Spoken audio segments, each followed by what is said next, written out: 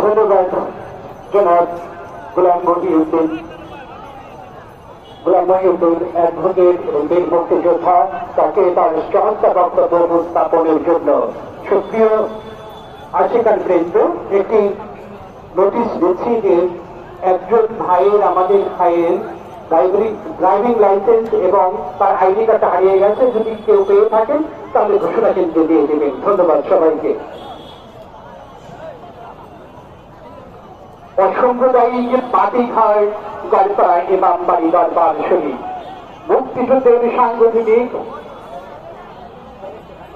এ পর্যায়ে বক্তব্য রাখার জন্য সবিনয় অনুরোধ জানাচ্ছি বিদেশি মেহমান সৈয়দ রেজা মীর মোহাম্মদী, Cultural Council and Embassy of the Islamic Republic of Iran. I request